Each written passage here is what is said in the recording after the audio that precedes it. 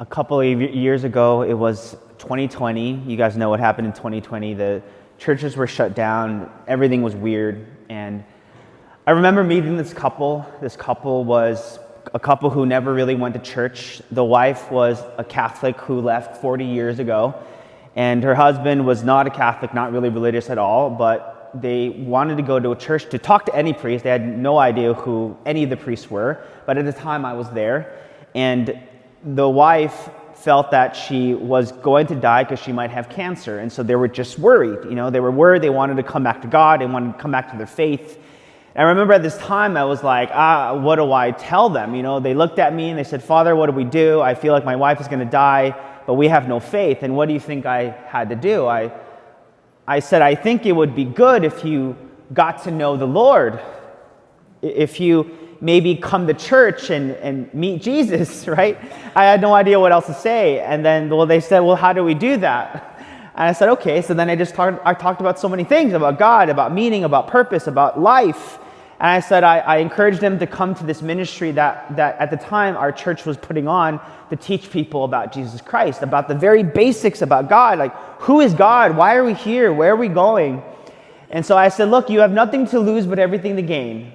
Your wife is sick, she's not well. All I can offer you as a priest is Jesus.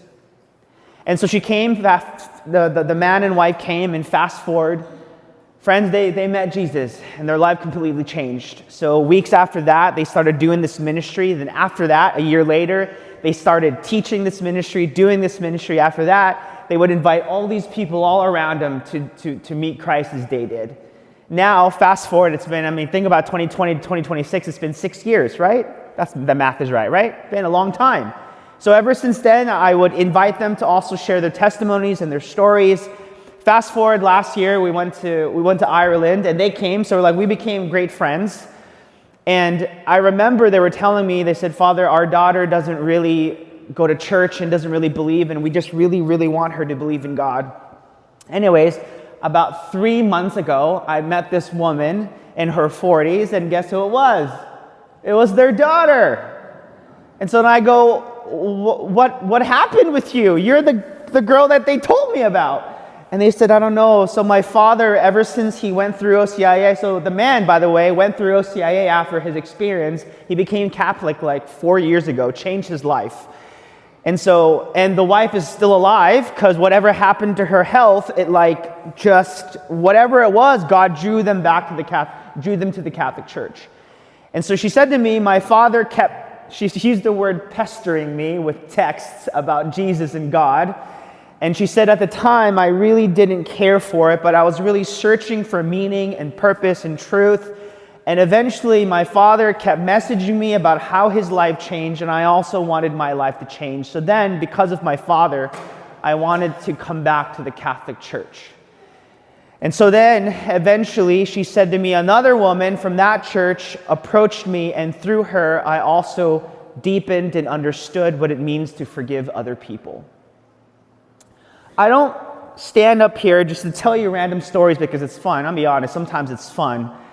But I want you to see the context of these stories is when you look at the gospel, Jesus isn't just calling priests. Yes, he is. He's choosing the 12. Many of you heard the gospel, right, guys? Nod your head. You've all heard it 1,000,000 times. Jesus picks his disciples 2 by 2 and he sends them out. And we hear that and we're like, okay, that's just about priests and about nuns and about popes and all that stuff. But our specific calling is to share the message of God to the world.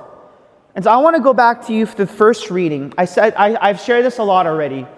From the very beginning of time, we lost our way. I think that makes sense. We lost our way. We forgot who God was, and we forgot who we were. So from the very beginning of time, our God wanted to teach his people, that I've said this so many times, that he could be trusted and that he has a plan. And that we were not made for this world, we were made for heaven. But what God wanted to do was, because sin and death entered the world, he chose a people, the Jewish people, not that they were perfect or good or smarter or better or holier. And we know this because we've heard the stories. They rebelled, they fought, they disagreed with God, and they did so many things against God. But God wanted to choose a people where he would one day come and become human for us. It's all connected, friends. And so when you look in the first reading, Moses is now, imagine, they left Egypt and they're now about to go to Mount Sinai, where God gives them the 10 Commandments. You know the story. And so now they're on this mountain, and Moses is like saying, like, this is before they go to the promised land. Please listen to the Lord, trust him. He loves you. He has a plan for you. Please don't disobey. I'm paraphrasing Moses, but that's what he means. And then it says in the first reading, it says, you are a kingdom of priests. You guys notice that, those words? What does that mean? When we were in the seminary, we learned this word. I don't want to throw around phrases that you won't understand, but like there was this idea of common priesthood and ministerial priesthood. I'm a ministerial priest. I do mass for you. I celebrate the sacraments. But God, from the very beginning of time, called his people to be a kingdom of priests. What does a priest do? In ancient time, priests would offer sacrifices. They would offer their lives to God. Think of what we do at Mass. So when I come up here, I'll come here with one of the altar servers, and someone will come with a basket or a bin, your money, but that money also represents what? Our livelihood, our lives. And so think about the Mass as our entire life. We come to Mass to give our life to God. Our work, our family, our personal life, all the things we give to God. So the common priesthood was that we would be a kingdom of priests who would teach other people what it means to offer our lives to God. So the Jewish people were chosen by God to give their lives away so everyone else around them would witness that and they too would worship God. And so when Moses says to his people, you are to be a kingdom of priests, he's saying you are to be a people who give their lives away to God. So if in your marriage you would offer your life to God because it's not easy to be married, or when you're raising your children, it's not easy to raise your children, or when you're at work and it's difficult, you can offer up your work to God. That's what our first reading means. And so connecting that to the gospel now, Jesus literally goes through and it says, what does he see? He sees that there are people that have no shepherd. He sees people who are not just hungry, they are sick and they are sad and they are lost. And so Jesus Christ says, he says, I want you to pray so God can send his laborers because the harvest is ready. What does the harvest mean? We are at the beach with high schoolers and this one kid goes, Father, what does that mean? What does the harvester mean? What does it mean that the harvest is ready? It means that souls are ready to go to God, but there's no one to tell them. And then he nodded his head, oh yeah, because that kid, I think I shared with you guys, that kid, his life was changed. That kid experienced Christ, and that's why he was at that beach last Wednesday. And so when God says that, he says, pray for it because the laborers are few. And so God first responds to a people in need, and then he calls his 12 disciples. We all heard their names so many times. He gives them his authority, and he says, I'm sending you out to share the message with others. But you see, he doesn't end with his disciples. Why? Because there's only so many priests. How many bishops are in a diocese? One, and then there's 2 ones that help. How many priests in each parish? Sometimes you have 3. Other parishes, guys, you have 1 priest. We can't do this alone. And so this gospel in the first reading is about a people who would respond to God's grace and know what it means to be chosen by God to share the message. This last week, I had this woman, I felt so sad. She said, Father, I can't really do much anymore. I was a nurse and I did all these things, but now like my health is so awful that I can't really do much. And she said, Father, I feel so useless. I feel like I can't offer my life away.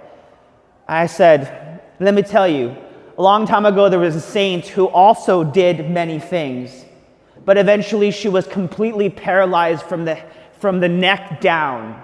She couldn't move, she couldn't walk, she did nothing. So she probably experienced uselessness too. She lay on the bed and she couldn't move, but then she said a prayer. She said, God, I give you my life, I give you my body, I give you everything, please use me. And after that, hundreds of people began going to her home because they heard about this holy lady who would pray on her bed. And they would go and they would travel and they would pray, and she changed countless lives, and she was useless. Do you guys see the air quotes? Useless. She changed everything. And eventually, my dear friends, after 20, 30 years, before she eventually died, God healed her of being paralyzed. Why? Because God wanted to show the world, look, this woman was paralyzed, but she was more useful then than when she would walk. And then he just did what God does and healed her completely before she died. I share this with you because our entire life, also I heard someone say, Father, I feel like I have no purpose in the world. And I said, your life is to be an offering back to God.